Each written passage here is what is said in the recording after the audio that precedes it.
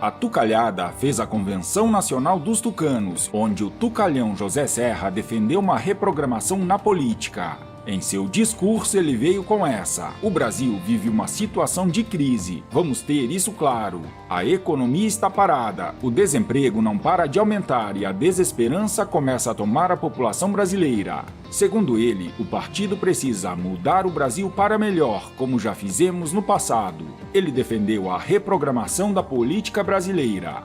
Tá de tucalhagem, né, Zé? No mesmo evento, Geraldo Alckmin, tomado pelo ódio, criticou duramente o governo Bolsonaro. O picolé de chuchu, como ficou conhecido, declarou: onde é que está a agenda de competitividade desse governo? Vamos ter coragem de criticar, pôr o dedo na ferida. Santo Agostinho dizia: prefiro os que me criticam porque me corrigem, aos que me adulam porque me corrompem.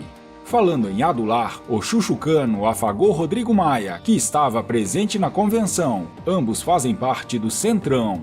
Tem a minha solidariedade, Rodrigo Maia, desses oportunistas, políticos por 30 anos, ele e a família inteira, e numa deslealdade vem atacar a vida dos homens públicos, jogando a sociedade contra as suas instituições. E completou: não temos duas verdades, a extrema-direita e a extrema-esquerda. Temos duas grandes mentiras, o petismo e o bolsonarismo.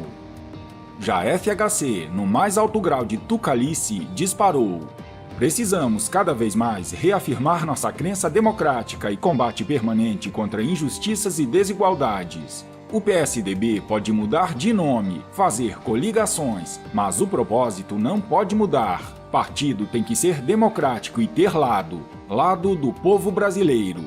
Vocês só podem estar de tucalheira, né? Tiveram 8 anos de mandato e não fizeram nada para melhorar de fato o Brasil. Nenhuma reforma ou proposta séria em 96 meses de pura tucalhagem com FHC.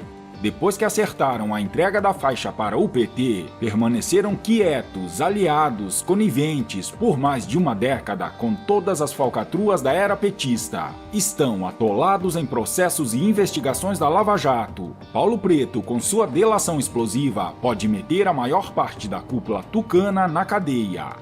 Cuidado, desta vez nem o Gilmar Mendes conseguiu soltar Paulo Preto, operador financeiro do PSDB, que já acumula condenação de 145 anos e 8 meses de prisão e sofre pressão, principalmente da família, para delatar toda a corja.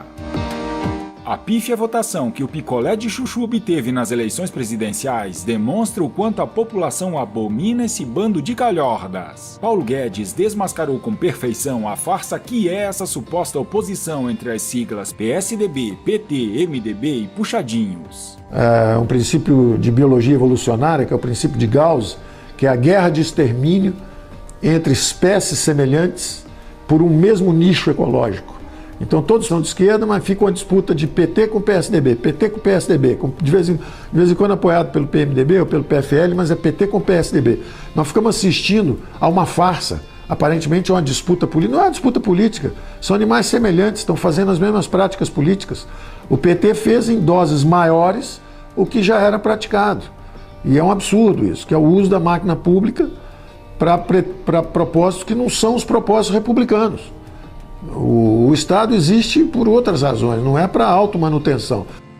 Ao invés de tentar sabotar o único governo que, em toda essa história de falsa democracia em que vivemos, está realmente apresentando propostas concretas para corrigir os erros históricos que o Brasil cometeu ao colocar gente como vocês no governo, por que os nobres tucalhardas não se preocupam em já ir rascunhando a delação premiada que terão que fazer para não apodrecer dentro de um ninho sombrio, onde o sol nasce quadrado?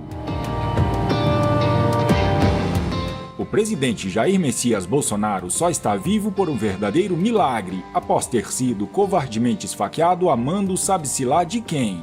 Ele não pode baixar a guarda, os inimigos são muitos e são capazes de qualquer coisa para derrubá-lo. Carlos Bolsonaro, seu filho, constantemente faz alertas em suas redes sociais, denunciando complôs, traições e armações contra o presidente. Agora foi a vez do próprio Bolsonaro denunciar em entrevista que sofre sabotagens no governo, com ministérios aparelhados e políticos inexperientes esperando solução de problemas no peito e na raça. O presidente disse que o fato de estar na presidência da República vai contra interesses de muita gente. Questionado, ele não quis responder a que ameaça se referia, mas, em discurso, afirmou que ninguém deve desejar sua cadeira, porque, segundo ele, não é fácil enfrentar pressões de vários setores da sociedade. O presidente ainda declarou que paira um fantasma sobre o seu governo do retorno da esquerda e criticou a influência da esquerda na administração federal. É uma luta de poder, há sabotagens, às vezes de onde você nem imagina. No Ministério da Defesa, por exemplo, colocamos militares nos postos de comando. Antes, o ministério estava aparelhado por civis. Havia lá uma mulher em cargo de comando que era esposa do 02 do MST. Tinha a ex-deputada do PT, gente de esquerda, mas o aparelhamento mais forte mesmo é no Ministério da Educação. Na visão do chefe do executivo, falta patriotismo para algumas pessoas que decidem o futuro do Brasil. Já passei noites sem dormir, já chorei pra caramba também. Angústia, né? Tá faltando o mínimo de patriotismo para algumas pessoas que decidem o futuro do Brasil. Imaginava que ia ser difícil, mas não tão difícil assim. Essa cadeira aqui é como se fosse criptonita para o super-homem. Mas é uma missão. Siga firme, presidente. Você está amparado por 60 milhões de brasileiros que estão sentados ao seu lado na cadeira presidencial, todos a postos, aguardando seu comando se precisar. O histórico dia 26 de maio comprovou isso. O presidente da República também aproveitou a entrevista e declarou que já deu sinal verde para a privatização dos Correios. Bolsonaro considera que os governos do PT destruíram a empresa estatal e que não há outra saída. Já dei sinal verde para privatizar os Correios. A orientação é que a gente explique por que é necessário privatizar. No caso dos Correios, o PT destruiu a empresa. Bolsonaro acrescentou: a bandalheira era tão grande que o fundo de pensão dos funcionários, que hoje está quebrado, fez investimentos em papéis da Venezuela. Com que interesse? Pelo amor de Deus!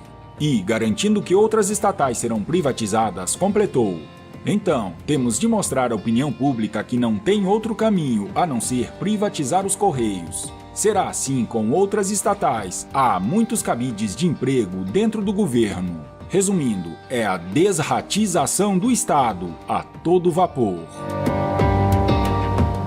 Falando na esquerda, já era de se esperar que a militância esquerdista, que não tem nenhum apreço pela democracia, em seus atos badernas anunciados, promoveriam algazarras, fechamento de ruas, pichações, consumo de drogas, enfim, um transtorno aos cidadãos decentes que foram atrapalhados por um bando de delinquentes, um bando de marionetes que foram criminosamente liberados das escolas e universidades, pagas com nosso dinheiro, por professores comunistas, também pagos com nosso dinheiro, para gritar bandido livre e encher o saco de quem trabalha. A grande mídia, que atacou de todas as formas a bela manifestação de domingo, dia 26, em apoio às pautas que visam melhorar a vida de todos os brasileiros, como esperado, chamou de atos pela educação e deu gigantesco destaque à pífia e desastrosa reunião de baderneiros que pediam a liberdade de um bandido criminoso preso por corrupção. O ministro da Educação afirmou que o governo acredita que as manifestações democráticas e pacíficas são um direito de todos os brasileiros, contra, a favor. O que não pode acontecer é a coação de pessoas em um ambiente escolar público que criem algum constrangimento aos alunos a participarem dos eventos. Weintraub também garantiu que o MEC tomará as devidas providências legais para resolver a situação. Marcelo Matos, da Jovem Pan, sentiu como é perigoso tentar trabalhar próximo a militantes que destilam o ódio. Ele correu sério risco na sua tarefa de noticiar o evento. Foi cercado, hostilizado, xingado e intimidado por um grupo de militantes. Um deprimente espetáculo de autoritarismo e intolerância. Mencionando a porca imprensa, que criticou as manifestações do histórico domingo dia 26, Augusto Nunes questionou: eu faço questão de ouvir os juízes de manifestação, os jornalistas que disseram que a manifestação de domingo, dia 26, era antidemocrática. Eu quero saber se eles acham que esse tipo de comportamento contra a imprensa é democrático e é pedagógico. se ele é bem recebido pelo povo brasileiro. Esquece, Augusto, o papel da extrema-imprensa é distorcer a realidade. Seus editoriais canhotos não praticam o jornalismo de fato. O que eles fazem é militância política, desonesta, na esperança de manipular as massas na desesperada tentativa de ajudar a esquerda a recuperar o poder e eles a mamata que perderam.